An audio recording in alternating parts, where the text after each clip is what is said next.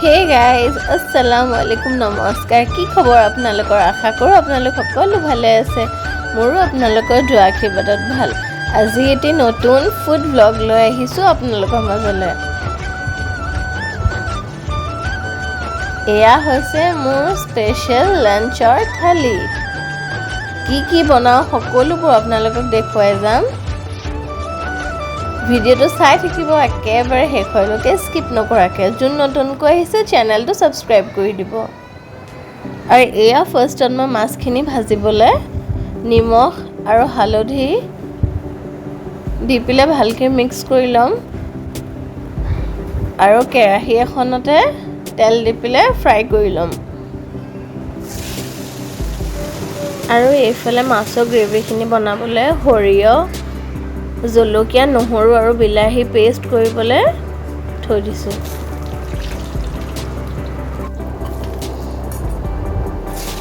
এনেদৰে গোটেইখিনি মই ফ্ৰাই কৰি ল'ম তাৰপাছত নেক্সট মোৰ যিটো মাছৰ ৰেচিপি এয়া হৈছে শিঙৰা মাছৰ চৰচৰি বনাম টেঙা দি পেলাই ওপৰতে মই পিঁয়াজ অকণমান দি দিছোঁ বিলাহী নহৰু কেঁচা জলকীয়া মিঠাতেল সোৱাদ অনুসৰি নিমখ হালধি অকণমান আৰু নেমু ৰস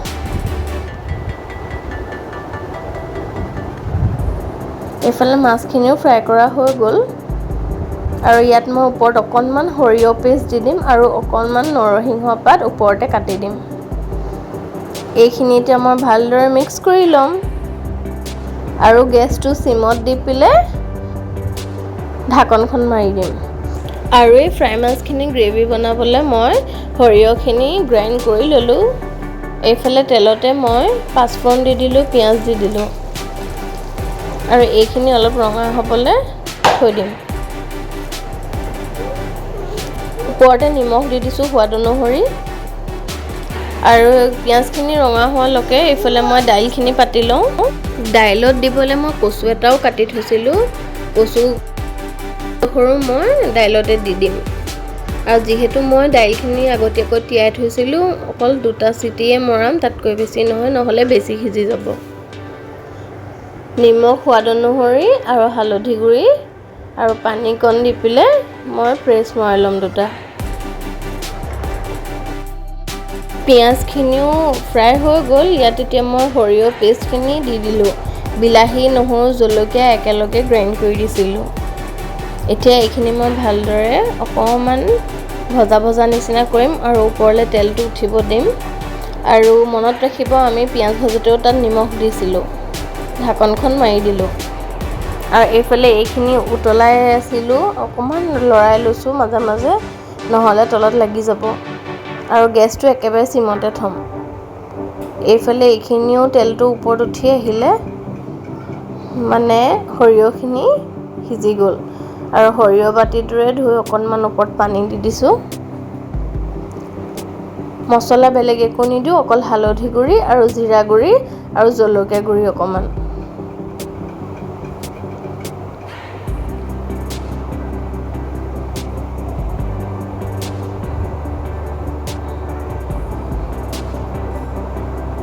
এতিয়া মাছখিনি মই ওপৰতে দি পেলাই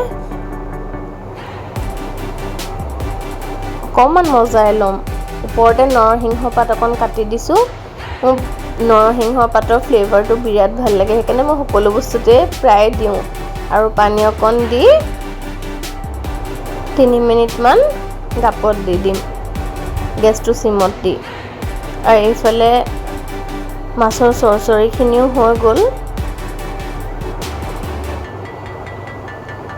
যিহেতু কোমল মাছ পটককৈ সিজি যায় এতিয়া ঢাকনখন মাৰি গেছটো মই অফ কৰি দিম আৰু তাৰ পাছতে অকণমান বাহিৰৰ পৰিৱেশটো ল'বলৈ আহিলোঁ ভিতৰত বহুত গৰম উঠি আছিলে সেইদিনাখন বহুত ৰ'দ আছিলে আৰু এয়া চব গোটেইখন সেউজীয়া চাৰিওফালে এয়া আমাৰ বগৰী গছজোপা আৰু পাছফালে এয়া আমাৰ পুখুৰীটো চাৰিওফালে গছ গছনি আৰু তামোল গছ কেইজোপামান আছে আপোনালোককো অকণমান দেখুৱাই দিলোঁ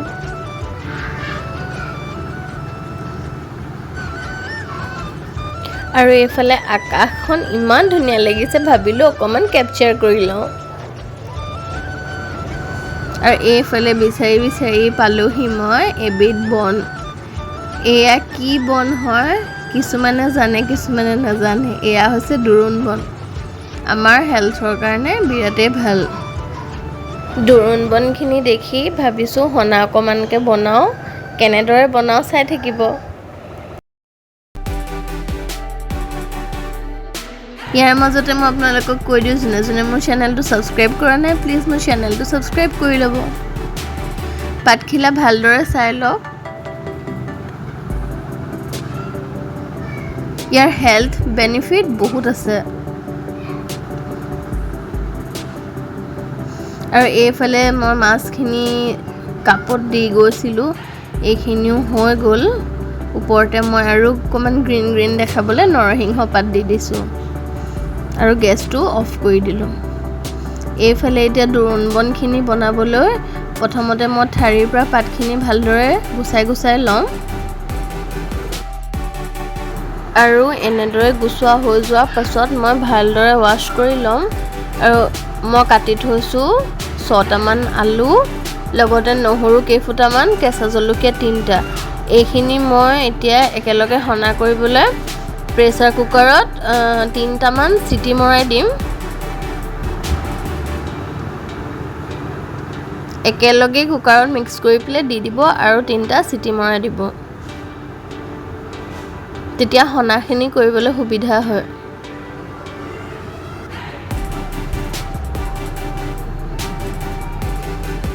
এইফালে মই ভাতখিনিও পাতি দিলোঁ আৰু দাইলখিনিও চোৱা নাছিলোঁ নহয়, দাইলখিনিও সিজি গ'ল। আৰু দাইলখিনি মই এতিয়া তেল মাৰিবলৈ 5 ফোৰণ, নহৰু অকণমান,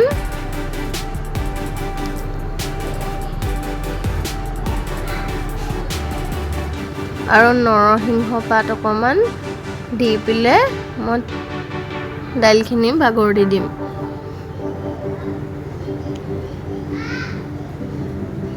আৰু আলুখিনিও মোৰ বইল হৈ গ'ল। একেলগে এতিয়া মই মেছ কৰি ল'ম। নহৰু অকণমান দিব, তেতিয়াহে সোৱাদ হয়। আৰু ওপৰতে মই কেঁচা পিঁয়াজ, মিঠাতেল, একৰ্ডিং টু টেষ্ট, নিমখ আৰু এইখিনি মই ভালদৰে মেছ কৰি ল'ম। আৰু এই ৰেচিপিটো বনাবলৈ, মানে এই সনাখিনি বনাবলৈ মোক মোৰ আম্মাই শিকাইছিলে। মই খাই বিৰাটেই ভাল পালোঁ। আৰু এতিয়া এইফালে মই প্লেটিং কৰিছোঁ। আশা কৰোঁ মোৰ এই ভিডিঅ'টি চাই আপোনালোকে নিশ্চয় ভাল পালে। যদি সঁচাকৈ ভাল লাগিলে তেন্তে প্লিজ কমেণ্ট কৰি জনাব। ভিডিঅ'টো লাইক কৰিব, শ্বেয়াৰ কৰিব আৰু লগতে মোৰ চেনেলটো ছাবস্ক্ৰাইব কৰি দিব। আৰু লগতে তাৰ কিনাৰত যিটো বেল আইকন আছে সেইটোও ক্লিক কৰি দিব, যাতে মোৰ ভিডিঅ'ৰ সকলোবোৰ ন'টিফিকেশ্যনছ আপোনালোকে সময়ে সময়ে পাই থাকে। শেষলৈকে ভিডিঅ'টো চোৱাৰ বাবে বহুত বহুত ধন্যবাদ। ইয়াতে মই ইনষ্টাগ্ৰাম আইডিটো তলত মেনশ্যন কৰি দিছোঁ, আপোনালোকে মোক ইনষ্টাগ্ৰামতো ফ'ল' কৰিব পাৰে।